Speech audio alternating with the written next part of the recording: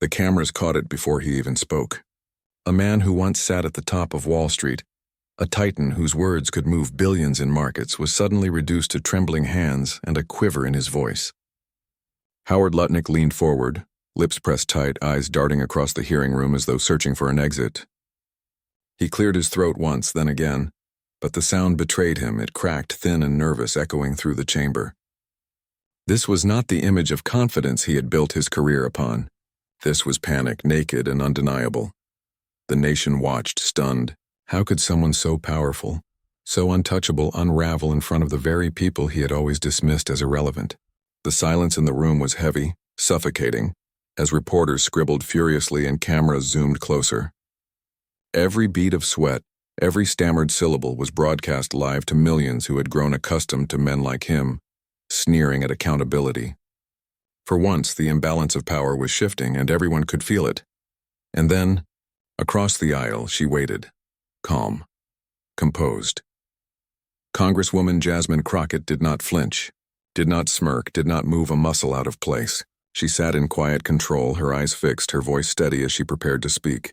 In that stillness there was power, a power that no fortune could buy. The room seemed to hold its breath as Crockett leaned forward, papers in hand, every gesture deliberate, every word poised on the edge of revelation. When she finally broke the silence, her tone cut sharper than any gavel. There was no need for theatrics, no raised voice or heated flourish. Instead, it was the calm of certainty, the kind of certainty that only truth can carry. In one measured sentence, she shifted the entire atmosphere. The whispers stopped, the fidgeting stilled, and the panic in Lutnick's eyes deepened. His fortress of wealth and reputation, so long considered impenetrable, was already crumbling. But Crockett wasn't finished. This was only the opening move, a crack of thunder before the storm. The spectators in the chamber and the millions at home leaned closer, hearts racing, waiting to hear more. Because what she was about to reveal would not just rattle a man. It would shake the very foundations of Wall Street itself. But what Crockett revealed next would make even seasoned insiders gasp. To understand why this moment mattered, you have to look beyond the polished wood of the hearing chamber and see the long shadow stretching over it. Wall Street's grip on Washington has never been subtle. For decades, titans like Howard Lutnick operated behind closed doors, wielding power not through elections or public trust, but through balance sheets and whispered deals. They were the gatekeepers of capital, the unseen hands guiding the levers of influence. And the public, ordinary working families, felt the weight of those decisions every time a mortgage ballooned, a pension shrank, or a job was outsourced in the name of profit. This wasn't just a clash between one lawmaker and one banker. It was the collision of two Americas. On one side, a culture of unchecked greed, where arrogance masqueraded as genius and wealth excused every excess. On the other, millions of citizens who had played by the rules, only to watch the rules rewritten by those who never intended to follow them. Howard Lutnick, in that moment, stood as the embodiment of the first America. His presence at the table was not just about his firm, his career, or his billions. It was about the system he represented, a system where accountability was always optional for the powerful. He was not merely answering for himself. He was answering for an entire world of privilege that had long looked down at the rest of the nation. And across from him sat Jasmine Crockett, her very presence a challenge to that old order. She didn't come draped in Wall Street polish or the entitlement of inherited power. She came as the daughter of Texas grit, the product of relentless determination, carrying with her the voices of those who had been ignored too long. Her mission was not to score headlines or grandstand. It was something deeper, to bring sunlight into the places where shadows had reigned for far too long. That was why the hearing mattered. It wasn't just oversight, it was exposure, a rare moment where the insulated world of billionaires was forced to stand before the people, stripped of the backroom comforts that usually protected them. Every question Crockett posed was laced with that subtext. You are no longer above us, you are before us. The stakes could not have been higher. Because if Lutnick walked away untouched, it would send a message that nothing had changed. That no matter how much ordinary people demanded transparency, the fortress of privilege would remain intact. But if Crockett succeeded, even for a moment, in puncturing that illusion of invincibility, the ripple would be felt everywhere.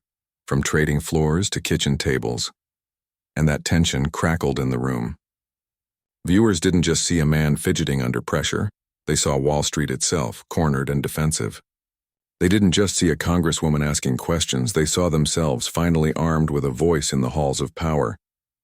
Every word, every pause, every shaky response carried that weight. The atmosphere was electric because everyone sensed it. This was not routine. This was not business as usual. Something larger was happening. Something that reached into the very identity of what kind of nation America would choose to be. A nation governed by the arrogance of wealth, or one that still believed in the dignity of accountability.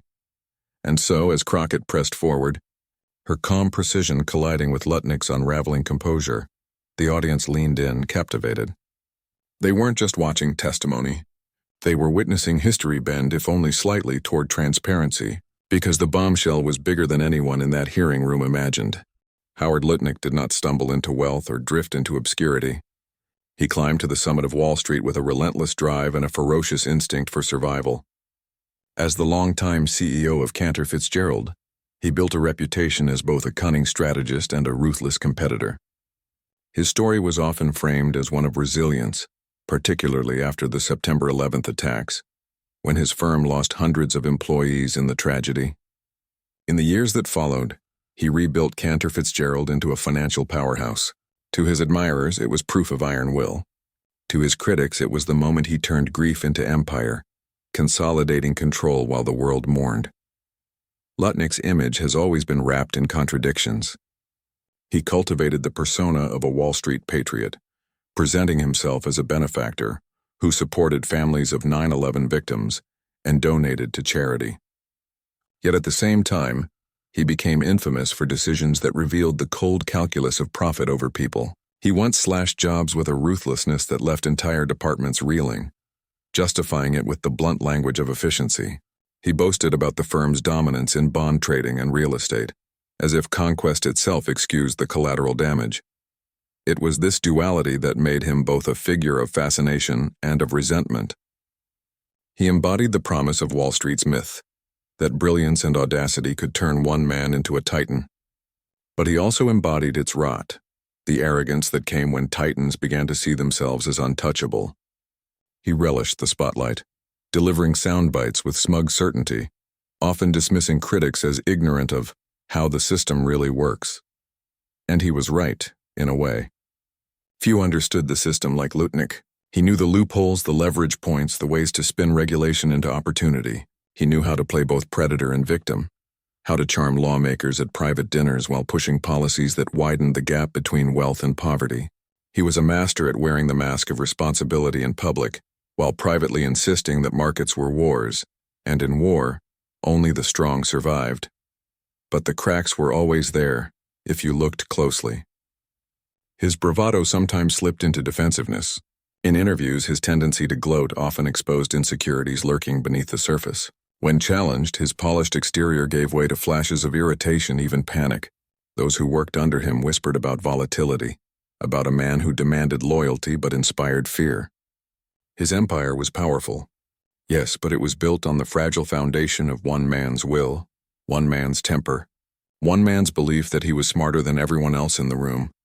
That belief is what made him dangerous and also what made him vulnerable. Because arrogance, unchecked, blinds even the most brilliant to their own limits. Lutnick came to embody Wall Street not only through his wealth, but through his certainty that he would always remain above consequence. He leaned into the mythology of the financial elite, a mythology that insulated him from the struggles of everyday Americans. He wasn't just part of the system. In many ways, he was the system. Ruthless, self-assured, unrepentant. And yet, in that congressional chamber, the weight of that mythology began to work against him. The polished veneer, once a shield, became a spotlight exposing every twitch of unease. The contradictions of his career, benefactor and executioner, patriot and profiteer, suddenly looked less like balance and more like hypocrisy. The nation was no longer in awe of his survival story. They were skeptical of his motives. They no longer saw a titan, they saw a man. And men can falter. That is why the spectacle of his unraveling mattered so deeply. It wasn't just the stumble of a single executive. It was the symbolic stumble of an entire culture of excess.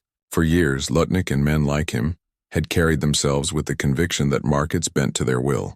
But in that hearing, stripped of his fortress of data and deals, he was just another witness, subject to questions he could not control.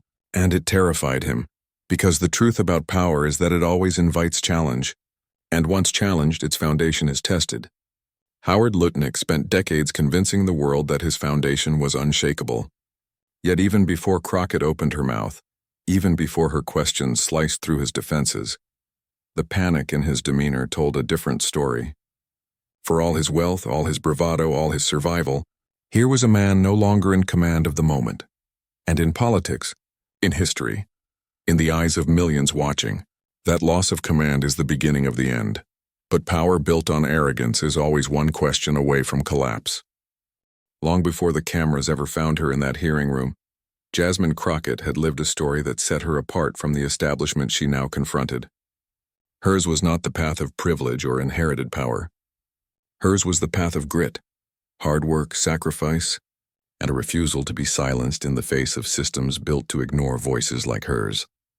Born and raised in Texas, Crockett grew up watching communities like hers overlooked, their struggles minimized while decisions were made far away in boardrooms and marble halls.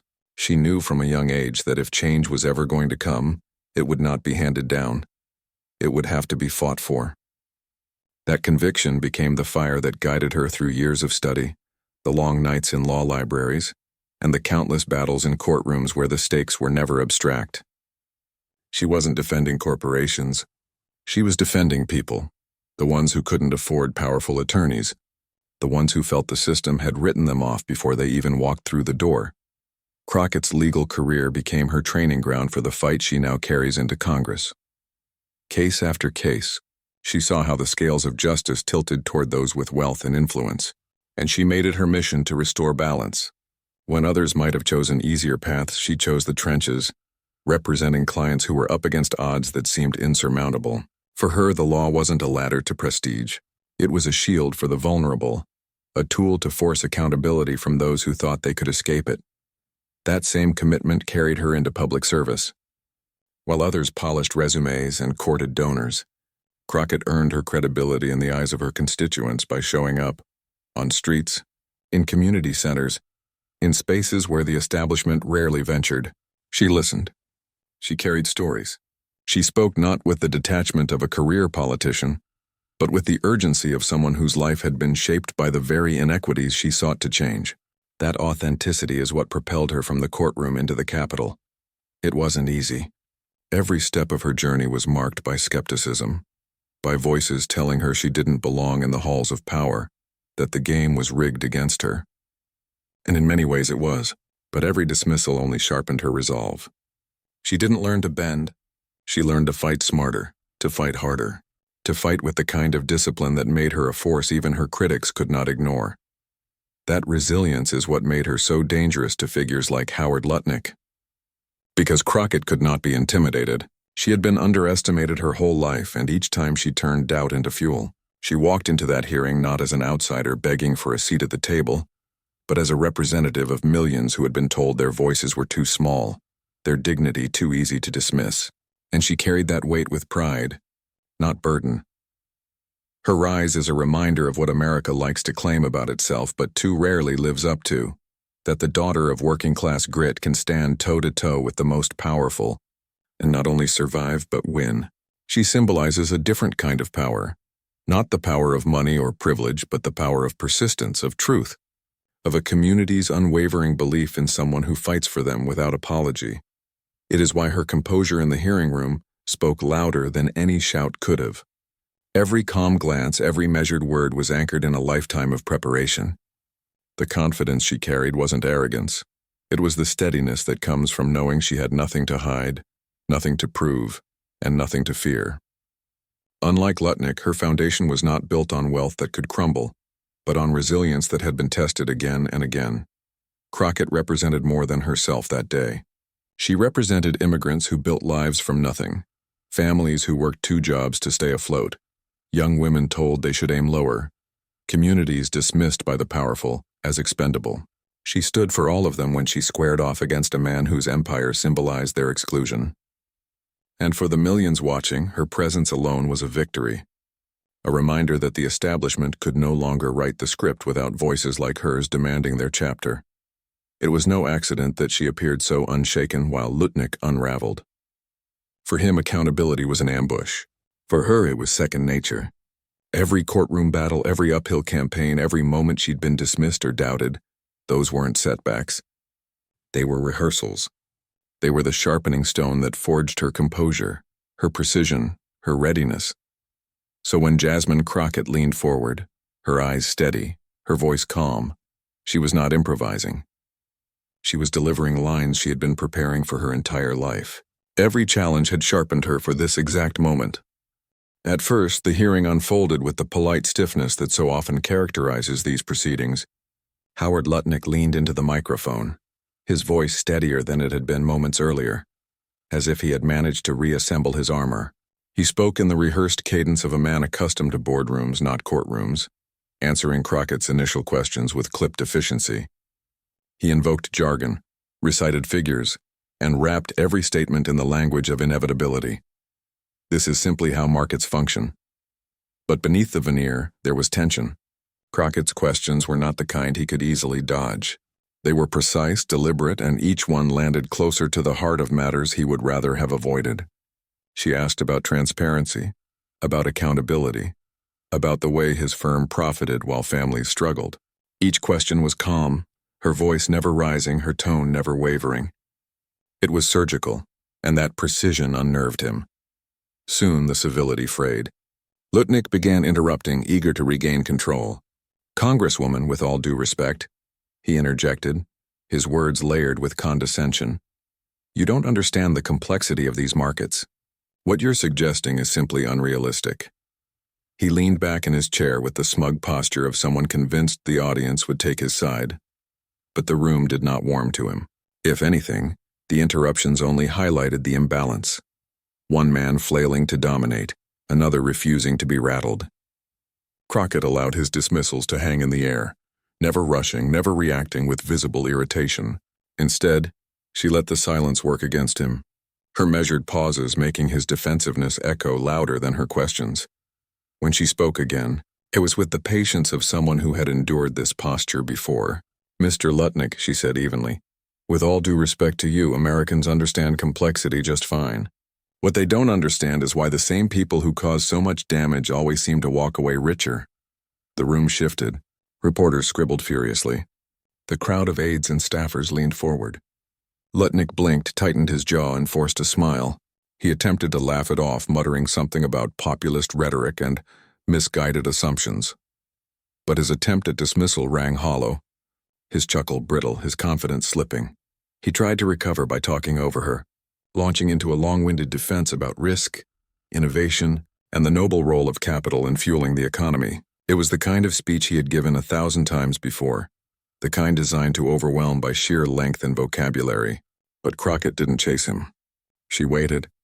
She let him speak, let him circle his arguments until he began to trip over his own logic. And when the moment was right, she cut through with a single, focused question that brought him back to the issue at hand, forcing him to answer, not evade. His irritation grew, his voice rising now, the polish gone. "You're painting me as some kind of villain," he snapped, "when the truth is, without people like me, the markets would collapse." The words hung in the air like an unforced error.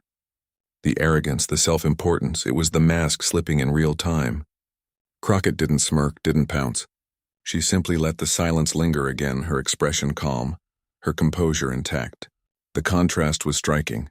One person unraveling under pressure, the other unshaken, even strengthened by the tension. The escalation was no longer subtle. It was visible, audible, undeniable. The once commanding titan of Wall Street now appeared defensive, small, even desperate. And Crockett, without raising her voice, without losing her poise, now held the room in her hand. The tension built with every exchange, the energy shifting more decisively with each question she asked. It was no longer just about finance or transparency or accountability. It was about character. It was about dignity versus arrogance, truth versus spin, steadiness versus collapse. And then, with one sentence, She turned the entire room upside down. The room was already tense, every set of eyes shifting between the rattled Titan and the unflinching congresswoman. But Jasmine Crockett wasn't rushing. She knew that sometimes silence is the sharpest blade. She let the moment breathe. Let Lutnick's last outburst hang heavy in the air until the stillness itself seemed to accuse him. Then, with the steadiness of someone who had waited her whole life for this exact opening, she leaned into the microphone. "Mr. Lutnick," she began, her tone calm, almost measured. "You just told us that without people like you, our markets would collapse. That's a bold claim. But what the American people want to know is simple. Who are our markets really serving?" Her words landed with the precision of a scalpel. Lutnick shifted in his seat, his jaw tightening as though bracing for a blow. Crockett raised a single sheet of paper, holding it just high enough for the cameras to catch. She didn't wave it dramatically. She didn't need to. The very act of presenting evidence was theater enough. "This document," she said, "comes from filings your firm submitted last quarter. Buried in the fine print, so deep the average person could never hope to find it, are transactions that reveal a pattern of betting against the very communities you claim to serve." A ripple moved through the chamber. Pens scribbled faster, cameras zoomed in. Lutnick tried to interject, but Crockett pressed forward, her voice gaining only the slightest edge of volume. "While families in this country were losing homes," she continued, "while pensions shrank and small businesses struggled to breathe, you weren't just profiting. You were hedging against their collapse. You built an empire not only by winning in good times, but by making sure their bad times became your best times." The words cut through the air with surgical precision. Lutnick raised a hand, his voice suddenly louder, sharper, desperate. "That's not accurate. That's not how markets work," but Crockett didn't flinch. She lowered the document gently to the table, looked him directly in the eyes, and delivered the line that would echo long after the cameras stopped rolling. "Mr. Lutnick, the American people don't need a lecture on markets. They need an answer. How much money did your firm make by betting against their pain?" The silence that followed was suffocating. For a full beat, no one moved. The weight of the question, its clarity and its moral force, left the room suspended in disbelief. Then the murmurs began, low, urgent, electric. Staffers leaned toward each other. Reporters glanced up from their notes, and the cameras held steady on Lutnick's face. And that face told the story. The polished mask cracked. He stammered, his mouth opening and closing as though words had abandoned him. He shuffled his papers, his fingers fumbling as though the documents might somehow rescue him. But there was no chart, no jargon, no technical explanation that could soften the truth now exposed. He attempted a defense. We provide liquidity," he sputtered. "These instruments, they stabilize." But the stammer betrayed him. The jargon collapsed under its own emptiness. He was a man cornered, flailing, while the entire chamber bore witness. Crockett remained still, unshaken. She didn't interrupt, didn't rush. She allowed him the full space to dig his own hole. Every stutter, every misplaced phrase became another crack in the image he had spent decades constructing. And the longer he spoke, the clearer it became. The Titan was panicking.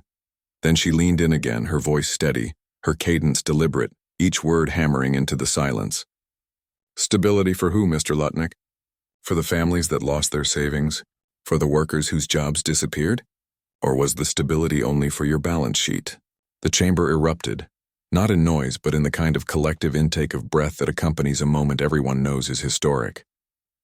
The question didn't just pierce Lutnick. It pierced the mythology of Wall Street itself. For decades, men like him had hidden behind complexity, convincing the public that finance was too intricate to understand. In one sentence, Crockett had demolished that illusion. She had made it plain, human, undeniable. Lutnick tried again, but the words faltered. His once smooth baritone now cracked. The tone defensive, the authority gone. He gestured helplessly, papers shaking in his hands. "Congresswoman, you don't understand where," and there it was again. The dismissal, the arrogance, the condescension. But this time it didn't land.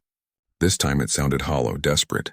The cameras didn't capture a confident leader educating the uninformed. They captured a man unraveling under the weight of truth. Crockett didn't need to raise her voice. She simply leaned back, her composure intact, her gaze unbroken. In that poise, in that refusal to be rattled, she commanded the room in a way no Wall Street fortune ever could. Reporters scribbled headlines in their minds. Congresswoman Crockett exposes Wall Street Titan. Staffers exchanged wide-eyed glances, whispering what everyone was thinking. She's got him. And the millions watching at home felt a surge of something rare, catharsis. The underdog had stood her ground and the giant was shaking. The exchange stretched on, Lutnick flailing with half-answers, Crockett dismantling each one with surgical calm. It wasn't a brawl. It was an autopsy of arrogance conducted in real time, broadcast to the nation. And with each passing moment, pride swelled in the hearts of those who had felt powerless for so long. For once, someone was speaking not just to power, but through it, forcing it to answer, forcing it to stumble. By the end of her questioning, the chamber no longer belonged to Howard Lutnick. It belonged to Jasmine Crockett. Her voice had been the scalpel, her composure the blade, her questions the thunderclap. She hadn't just exposed a man, she had exposed a system. And as the gavel struck to move the hearing forward, the air was charged with a new energy. Those in the room knew they had witnessed something bigger than a single confrontation. They had witnessed a crack in the armor of an empire. But the real shockwaves weren't in the room. They exploded online. The hearing adjourned, but the real theater was only beginning. Within minutes, the clip of Jasmine Crockett's piercing question, "How much money did your firm make by betting against their pain?" hit the internet. At first, it spread in political corners, a few journalists tweeting the moment with stunned captions. But then the wildfire caught. The algorithm smelled drama, and within an hour, hashtags began to climb. Crockett vs. Wall Street, Truth to Power, Lutnick meltdown on TikTok. Creators looped the clip with booming sound effects, captions exploding across the screen. She asked what we were all thinking. Others slowed the footage, zooming in on Lutnick's shaking hands, adding captions like, "When the mask slips." By the time the evening news shows aired, the confrontation wasn't just politics. It was meme culture. A digital spectacle with Crockett cast as the protagonist in a modern-day David versus Goliath. The comment sections told the story of a public starved for a moment like this. "Finally, someone said it," wrote one user on X, their post racking up thousands of retweets in an hour. "I've waited years to see a politician who doesn't back down." Another wrote, "This is history in the making. Wall Street has to answer."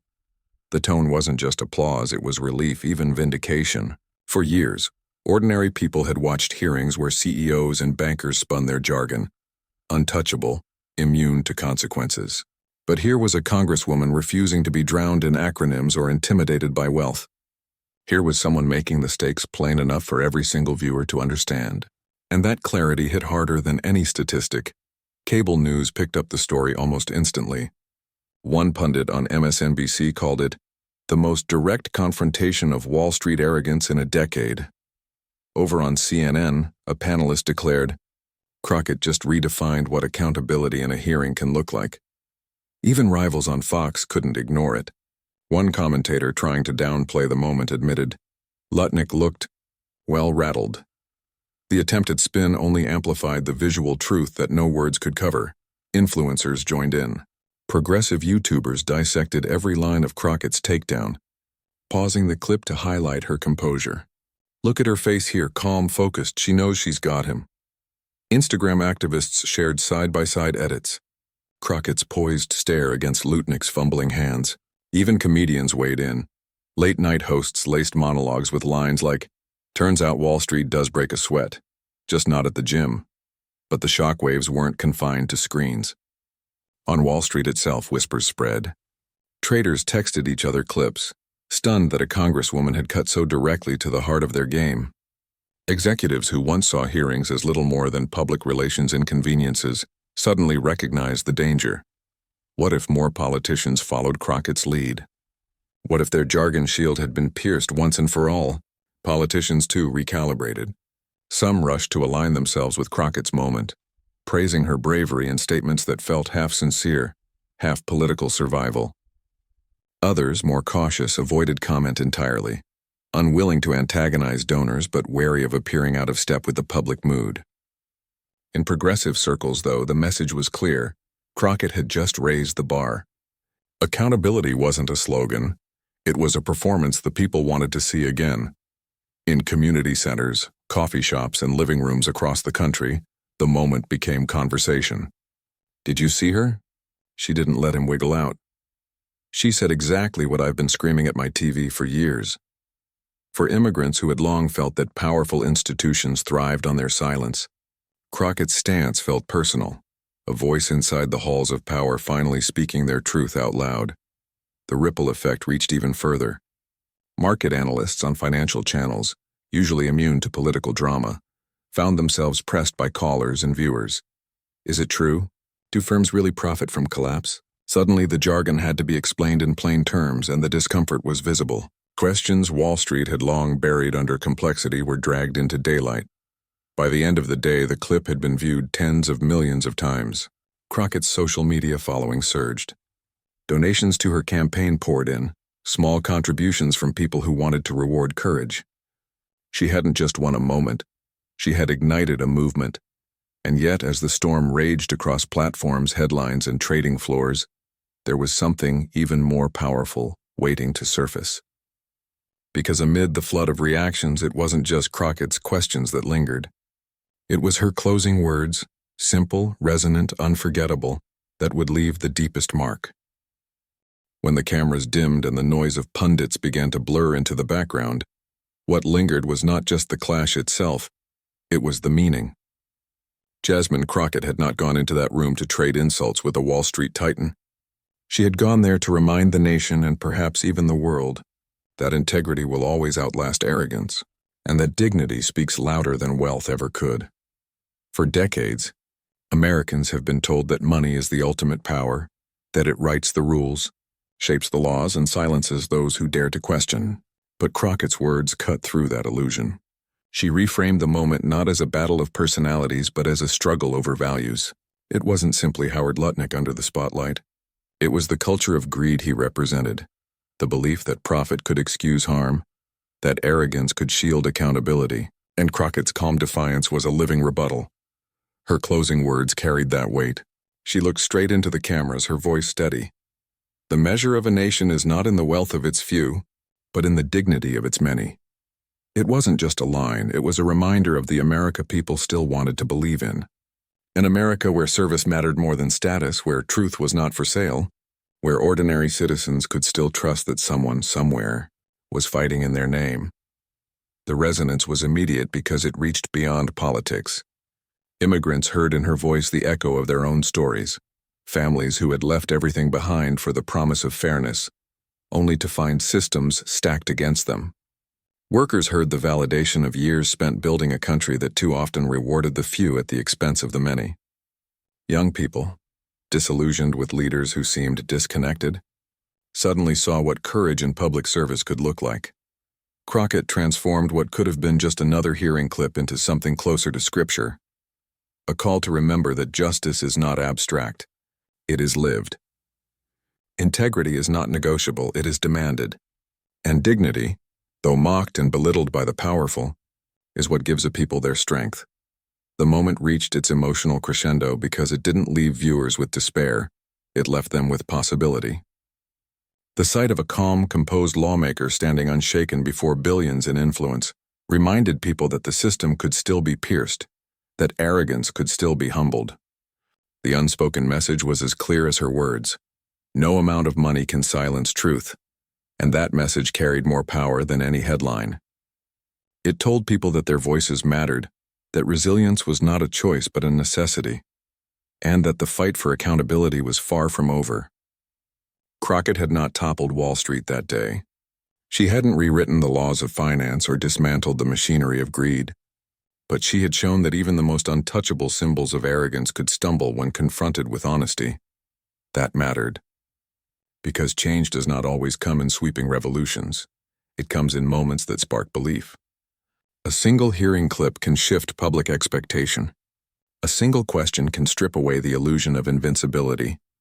And a single voice can remind millions that democracy, at its best, is not the rule of money but the rule of people.